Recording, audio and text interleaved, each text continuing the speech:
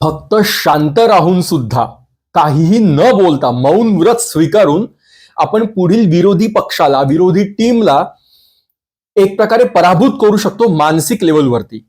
त्यांचा हाय self esteem, त्यांचा confidence आपण उद्ध्वस्त करू शकतो, त्यांना हवालदिल करू शकतो, त्यांना प्रचंड डिस्टर्ब करू शकतो. हे परत एकदा दिसलंय. पंतप्रधान नरेंद्र मोदी हे सध्या ध्यानावस्थेत आहेत कन्याकुमारी येथे. त्याची बॅक स्टोरी अशी की 1 जूनला निवडणुकाचा शेवटचा टप्पा आहे. बंगालमध्ये मतदान होणार आहे, युपी मध्ये मतदान होणार आहे. महत्वाचं आहे बंगाल, कारण 2026ला विधानसभा पण आहे बंगालमध्ये. तेव्हा पंतप्रधान नरेंद्र मोदी कन्याकुमारी येथे विवेकानंद केंद्रामध्ये ध्यानावस्थेत आहेत. मी मागच्या वर्षी तिथे गेलो आहे, त्यामुळे मला तिथलं महत्व कळलं.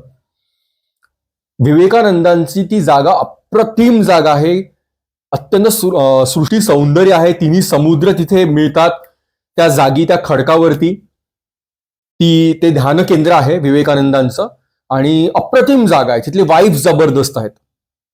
पण याशिवाय त्यामागची जी दुसरी स्टोरी आहे ती ही की विवेकानंद म्हणजे कुठले, बेंगॉलचे मूळचे, आणि विवेकानंदांना मानणारा प्रचंड मोठा समुदाय किंवा त्यांचा इम्पॅक्ट नागरिकांवर अजूनही तितकाच प्रचंड प्रमाणात होतो बंगालच्या.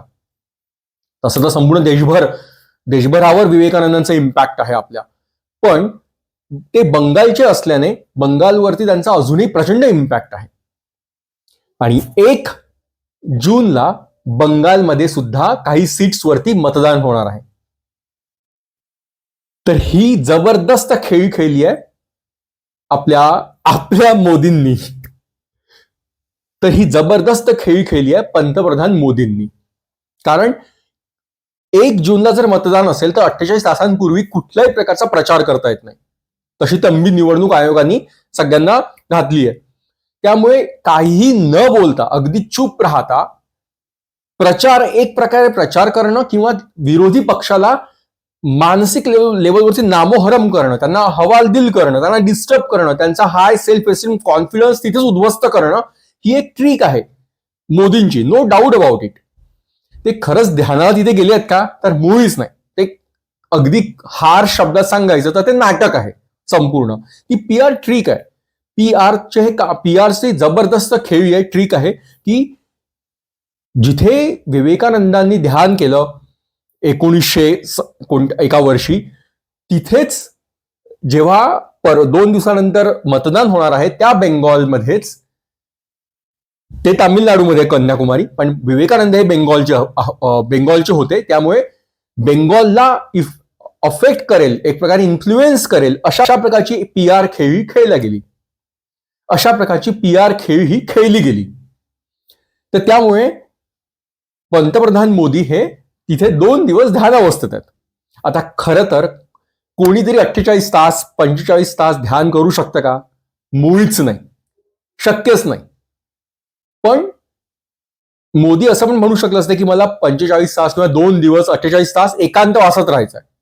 पण एकांतवास हा शब्द तितका क्लिक झाला नसता, तितका इन्फ्लुएन्स्ड तो करू शकला नसता लोकांना, जितका ध्यानावस्थेत बसणार आहे 2 दिवस हा शब्द जास्त क्लिक करतो. ध्यानावस्था की एकांतवास? ध्यानावस्था जास्त पॉवरफुल वर्ड आहे. तर त्यामुळे ही PR ट्रिक आहे की त्यांनी 2 दिवस मी ध्यानावस्थेत असणार आहे, जिथे विवेकानंद ध्यानावस्थेत होते. म्हणजेच काहीही न बोलता पुढच्या विरोधी टीमला नामोहरम करणं. कारण टीव्ही मीडिया तर त्यांचं PR करणारच. काहीही न बोलता, कुठेही कमळ न दाखवता ते त्यांचा PR किंवा त्यांना एक प्रकारे इन्फ्लुएन्स करणार आहेत. आणि तेही आपल्या हद्दीमध्ये राहून, कुठल्याही प्रकारचा नियम न तोडता, कुठल्याही प्रकारची आचारसंहितेला भंग न करता ते जबरदस्त एक ट्रिक खेळतात. आणि ही स्पेशलिटी आहे पंतप्रधान धोनींची, आणि ही स्पेशलिटी आहे पंतप्रधान मोदींची. खरं तर विरोधी पक्ष सुद्धा हे काही करू शकले असते, पण त्यांना हे सुचलं पण नाही. मोदींना हे सुचलं. 2019 मध्ये सुद्धा मतदान संपल्यावरती ते केदारनाथ मध्ये गेले होते ध्यानावस्थेत नाही, ध्यान करायला. ती गुफा फेमस झाली आहे. गेल्या 5 वर्षात ती गुहा इतकी फेमस झाली आहे की केदारनाथ दर्शनानंतर तिथे दुरून एक गुहा दिसते, अगदी मंदिरापासूनच दुरून गुहा दिसते, ज्याला मोदींची गुहा म्हणतात. हा दम आहे, हा करिश्मा एका पर्सनॅलिटीमध्ये, आणि हे मानावंच लागेल. तुम्ही कोणी विरोधी असाल, कोणी समर्थक असाल, पण काय जबरदस्त ट्रिक आहे हे, ट्रिक्स आहेत ह्या. काही इन्फ्लुएन्स न करता नेगेटिव्हली, काही आचारसंहितेचा भंग न करता इन्फ्लुएन्स करणं पॉझिटिव्हली, की यार बात है बंद में. तर केदारनाथ 2019ला आणि या वर्षी तर 1 जूनला जेव्हा बंगालमध्ये मतदान होणार आहे काही सीटांचं, तर तिथेच ते 1 जूनला 30 आणि 31 मेला, की 31 मे आणि 1 जूनला ते कन्याकुमारीमधील ध्यान केंद्रात, विवेकानंदांच्या ध्यान केंद्रात ध्यान करणार आहेत. प्रत्यक्षात ते तिथे एकांतवासात आहेत, पण एकांतवास हा शब्द त्यांनी वापरला नाही. कारण एकांतवास म्हटलं असं, तर कोणी म्हटलं असं सरळ की एकांतवास मला हवाय तर तुम्ही गुजरातमध्ये घ्या, अहमदाबादमध्ये राहा, आणखी कुठे 2 दिवस मला एकांतवास हवा असेल तर. पण एकांतवास हा शब्द तेवढा क्लिक होत नाही. ध्यान करताय हा शब्द क्लिक होतो, कारण कन्याकुमारी ते विवेकानंदांचं ध्यान केंद्र आहे. आणि जर एक मोठी व्यक्ती, पंतप्रधान व्यक्ती कन्याकुमारीतील, जिथे विवेकानंदांनी एकेकाळी ध्यान केलं होतं, जिथे रामकृष्ण परमहंसांनी त्यांना दर्शन दिलं होतं असं म्हणतात, तर तिथेच मोदी ध्यान करत आहेत, तर नक्कीच बेंगॉली लोक इन्फ्लुएन्स्ड होणारच. ही एक जबरदस्त ट्रिक आहे, ही जबरदस्त PR खेळी आहे. आणि hats off to this person, त्यांची जी टीम आहे ती, कारण हे इतर कोणाला सुचलं नाही, हे यांना सुचलंय. आणि इथे कुठेही आचारसंहितेचा भंग नाहीये. सो पॉइंट काय, फक्त शांत राहून, चुप्प राहून, काहीही न बोलता ते आपल्या एका शांतपणे एका खोलीत आरामात बसले, समुद्राला न्याहाळतायत, समुद्रांच्या लाटांचा आनंद घेत आहेत. पण त्याच वेळेस अख्ख्या देशामध्ये सर्व विरोधी पक्ष म्हणा, सर्व टीव्ही मीडिया त्यांच्याबद्दलच बोलतात, त्यांचे फोटोज दाखवत आहेत, त्यांचं सगळं एक सुंदर फोटोज सध्या दिसत आहेत. सो पॉइंट हा की काहीही न बोलता शांत राहून फक्त पुढच्या व्यक्तींना नामोहरम करणं. मोदींनी ही एक अशीच गोष्ट 2021 मध्ये पण केली होती. काहीही न बोलता त्यांनी बंगालला इन्फ्लुएन्स करण्याचा प्रयत्न केला होता आपल्या वेशभूषेतून. ते म्हणजे 2021 मे महिना, तेव्हा एप्रिलमध्ये निवडणुका होत्या विधानसभेच्या बेंगॉलच्या, ज्या आता 2026 मध्ये येणार आहेत. तर तेव्हा कोविडचा बॅकग्राऊंड होता. 2020 मध्ये कोविड लॉकडाऊन होतं, 2021 मध्ये पण जबरदस्त कोविडची लाट होती. तर तेव्हा मोदींनी काय केलं होतं, 2020च्या लॉकडाऊन पासूनच त्यांनी आपली दाढी करणं बंद केलं. कारण त्यांना माहित होतं की 2021च्या उन्हाळ्यामध्ये निवडणुका आहेत बंगाल विधानसभेच्या, आणि बंगाल हा बीजेपी किंवा मोदींच्या मधला एक मोठा अडसर आहे. त्यांना ते जिंकायचंय. TMC ममता बॅनर्जी हा फार स्ट्रॉंग कॅन्डिडेट तिथल्या असल्या नेत्या तिथल्या असल्यामुळे त्यांना अजूनपर्यंत तरी बंगाल सर करता आलं नाही. सो बंगालला इन्फ्लुएन्स कसं करायचं, प्रचार तर होईलच, बोलणं होईलच, दो मै दिदी गई, सगळं होईलच, सगळं म्हणलं जाईलच, पण आपल्या बॉडी लँग्वेज मधून, आपल्या फक्त वेशभूषेतून सुद्धा कसं इन्फ्लुएन्स केला जाऊ शकतं, ऍटलिस्ट ती ट्रिक कशी खेळली जाऊ शकते ती दिसली मोदींकडून परत तेव्हा पहिल्यांदा दिसली 2020 मध्ये, जेव्हा लॉकडाऊनचा पिरियड होता, लोक क्लीन करत होते आपले केस पूर्ण, तर मोदींनी तेव्हा आपली दाढी वाढवायला सुरुवात केली, आपले केस वाढवायला सुरुवात केली होती, जर आठवत असेल तर.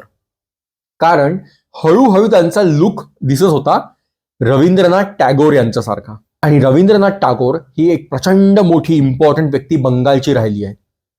सो अजूनही रवींद्रनाथ टागोर यांच्या कविता, यांची गाणी, यांनी रचलेले सर्व साहित्य, यामुळे बंगाली लोक इन्फ्लुएन्स्ड होतात.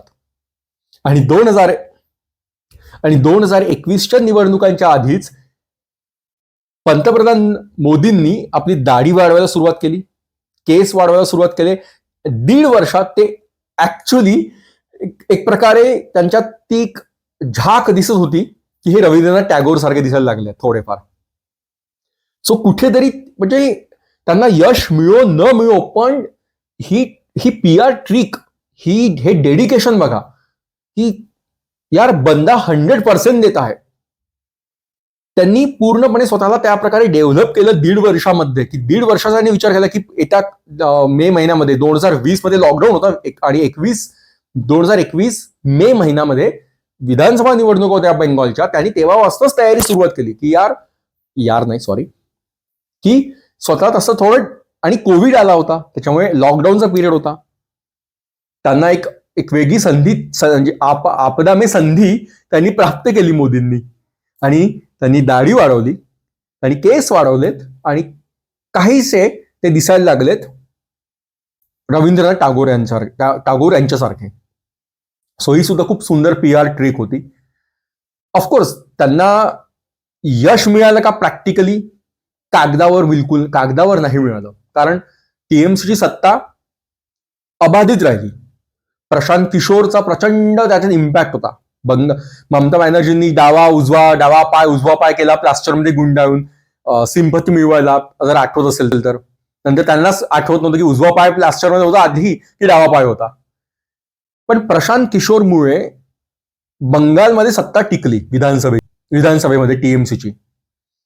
पण कागदावर वाटतं की बीजेपी किंवा मोदी हरलेत. त्यांची जी दाढीची ट्रिक, रवींद्रनाथ टागोर सारखी दिसण्यासारखी 1.5 वर्षाची मेहनत, ती दाढीवाली ट्रिक, त्यांची PR ट्रिक इथे फेल ठरली, हे कागदावर वाटतं. कारण सत्ता आली नाही बीजेपीची, पण ते तेव्हाही जिंकले होते एक प्रकारे.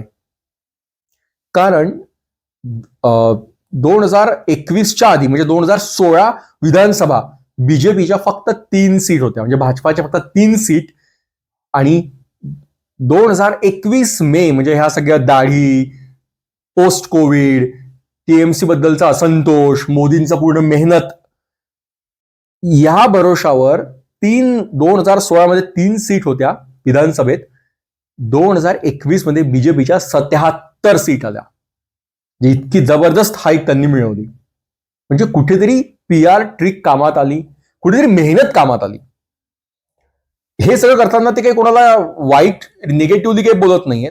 ते आपल्या लिमिटमध्ये राहून, ज्या काही आचारसंहिता आहे, ज्या काही एक नियम आहे अनसेड नियम, त्यामध्ये राहून ते सगळ्या प्रकार सुंदर PR खेळतात, सुंदर मीडिया सोबत खेळतात.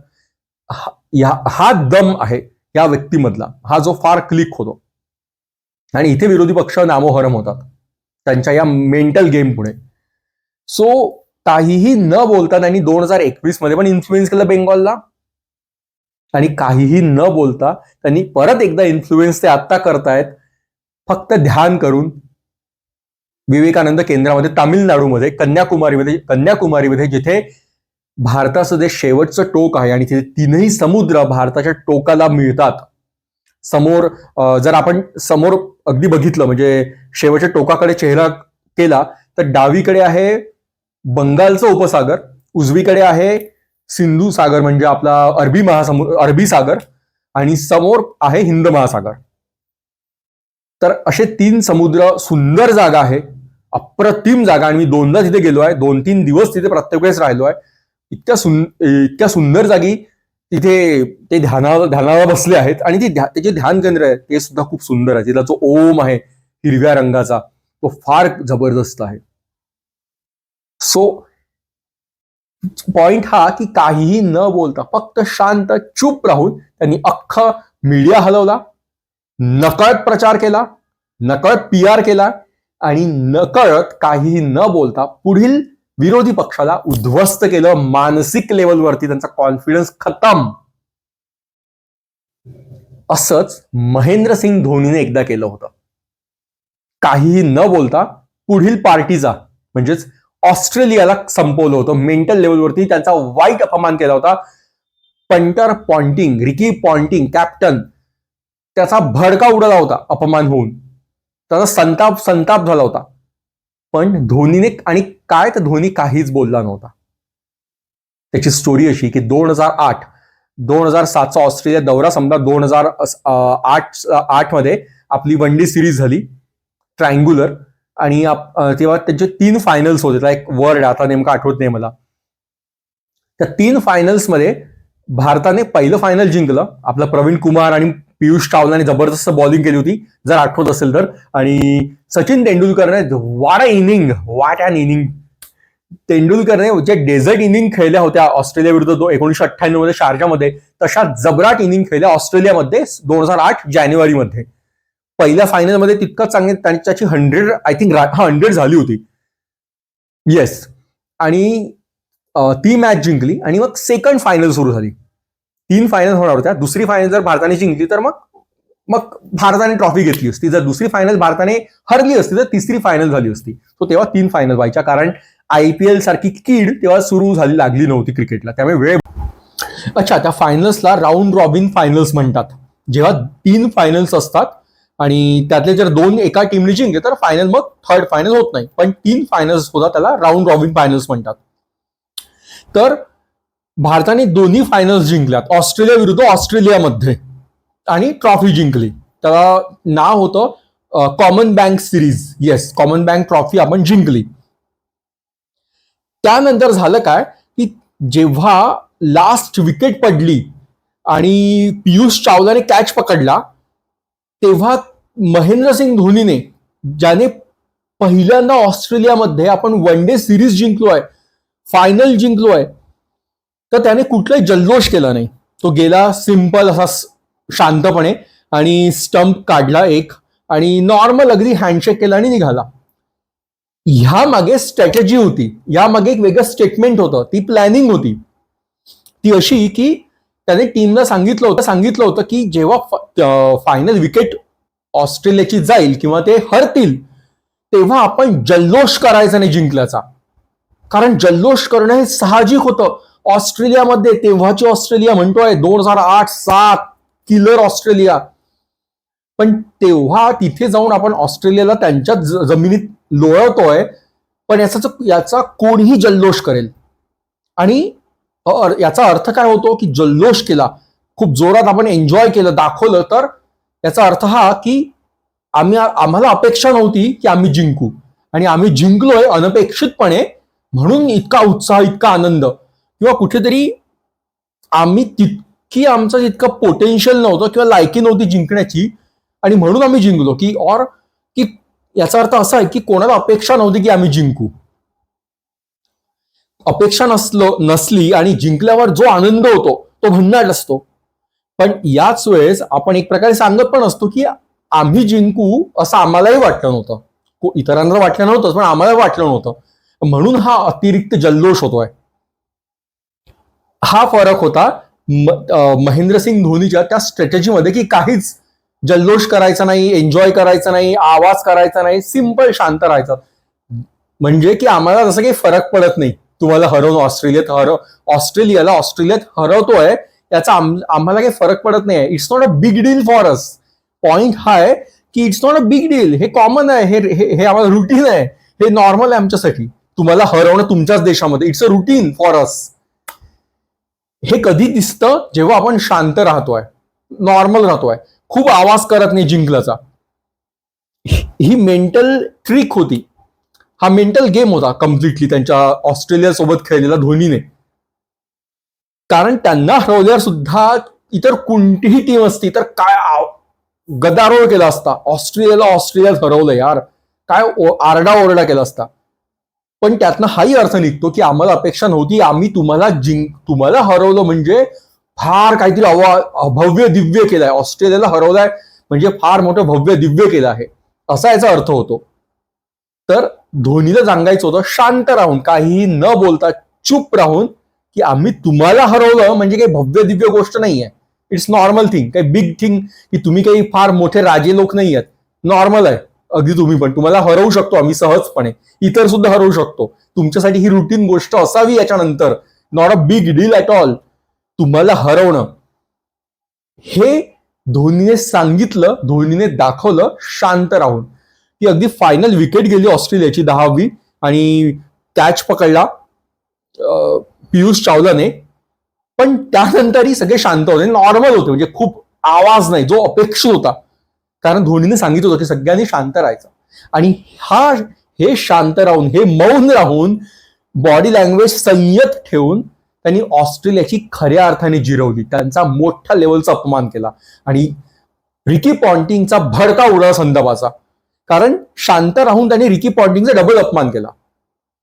कारण जर इंडियन टीम ओरडली असती, गदारोळ केला असता, तर ऍक्च्युली इनडायरेक्टली रिकी पॉन्टिंगचा इगो सुखावला सुद्धा असता. ते हरले मान्य, ऑस्ट्रेलिया हरले मान्य आहे, पण आपल्या विरुद्ध आपल्याला हरवल्यावर पुढची टीम गदारोळ करते आहे, आवाज करते, आरडाओरड करते, आनंदाने पागल होते आहे. याचा अर्थ काय, तर आपण मोठे आहोत. आपल्याला हरवणं त्यांच्यासाठी रोजची गोष्ट नाहीये, साधी गोष्ट नाहीये. ती गोष्टी अनपेक्षितपणे मोठी त्यांनी घडवली आहे, म्हणून त्यांना इतका मोठा आनंद होतोय. म्हणजे मुळात आपणच ग्रेट आहोत असं ऑस्ट्रेलियाला वाटलं असतं. पण धोनीने ते होऊ दिलं नाही. शांत राहून त्यांचा जास्त अपमान केला. म्हणजे हरवलं तर झालंच, पण त्यावर मीठ चोळलं अगदी शांत राहून. हीच PR ट्रिक असते, किंवा हाच मेंटल PR ट्रिक तेव्हा होती. PRचा गेम नंतर सुरू झाला 2015 नंतर, खास जेव्हा इंटरनेट फ्री झालं, PR आणि हे नंतर सुरू झालेलं. पण त्याने मेंटल गेम खेळला, शांत राहायला जास्त लागली ऑस्ट्रेलियाची. म्हणजे हरले, पण हरलं, पण यहा लग गया, दिल को लग गया ऑस्ट्रेलियाला, कारण इंडियन टीम शांत होती. तसं काही त्यांच्याकडनं not a big deal at all. ऑस्ट्रेलियाला हरवणं म्हणजे, आपल्याला हरवणं म्हणजे नॉट अ बिग डील, हे जास्त लागतं. सो ते इप्सित साध्य केलं धोनीने, शांत राहून. सो हाच आज काहीसा आणि हेच काहीसं केलंय पंतप्रधान मोदींनी कन्याकुमारीला विवेकानंद केंद्रामध्ये ध्यानावस्थेत. जे ध्यान ते नाही करतात आहे, ते एकांतवासात आहेत मुळात. हा खरा शब्द आहे. ध्यान थोडी करणार आहे कोणी 24 तास 48 तास, शक्यच नाहीये ते. तो आध्यात्मिक भाग नाहीच आहे, तो PRचा भाग आहे. पण अप्रतिम खेळी आहे जी धोनीने खेळली होती ऑस्ट्रेलिया विरुद्ध, एक मेंटल गेम. तोच मेंटल गेम मोदींनी खेळला आज, काल 2 दिवस विरोधी पक्षांविरुद्ध. मेंटल गेम होता, पण लागली विरोधी पक्षाला जोरदार. यहा दिल पे लग गई. अख्खा मीडिया वेडा आहे मोदींचे फोटो दाखवत, त्यांच्या ध्यानावस्थेचे फोटो दाखवत. विरोधी पक्ष म्हणतात की नाही याच्यावर बंदी आणा, कशाला ध्यान करताय तिथे. कारण नाव पण आहे मोदींचंच, त्यांना फुटेज सगळीकडे मिळत आहे, PR वाढला आहे. पण ही ट्रिक आहे खास. चूप राहिल्यात, काहीच गरज नाही. एका ठिकाणी समुद्राच्या 3 समुद्र जिथे भेटतात, त्या एका खडकावर, एका खोलीमध्ये ते बसले शांतपणे. आणि ही इज एन्जॉईंग की त्यांच्या एका शांत राहण्याने दूर, जे भारताचं साऊथचं टोक आहे दक्षिणेकडचं, पण अख्खा दक्षिणेपासून उत्तरेकडचा भारत, पश्चिमेकडून पूर्वेकडचा भारत पूर्ण चालू आहे कोणाबद्दल बोलणं, तर मोदींबद्दल, त्यांच्या ध्यानावस्थेबद्दल. आणि ते ध्यान कुठे करतात आहे, जिथे विवेकानंदांनी केलं होतं. विवेकानंद कुठले, बेंगॉलचे. आणि 1 जूनला उद्या कुठे मतदान आहे, कोणत्या सीटांचं, कोणत्या जागेंचं मतदान आहे, तर बंगालच्या. शांत राहून दक्षिणेच्या एका टोकावर, एका बेटावर, एका खडकावर बसून त्यांनी अख्खी निवडणूक हलवली आहे. बंगाल, UP सगळेच. याला म्हणतात अस्सल मेंटल गेम, खरी मानसिक खेळी, PR ट्रिक. सो धोनी, मोदींची दाढी, रवींद्रनाथ टागोर, मोदींचं ध्यान आणि विवेकानंद, असा हा होल एक स्ट्रॅटेजी आहे, एक पॉइंट आहे, किंवा हा एक ग्राफ आहे. आणि ह्या सगळ्या मानसिक खेळी आहेत, ज्यात हे दोघंही, धोनी असो मोदी असो, हे खूप सुंदर खेळले आहेत त्यांच्या करिअरमध्ये. सो तुम्हाला हा व्हिडिओ कसा वाटला नक्की कळवा.